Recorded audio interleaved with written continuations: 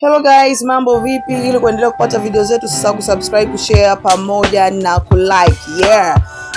Uncle T bwana anaendelea kufanya mambo makubwa sana na ya kuvutia jamani.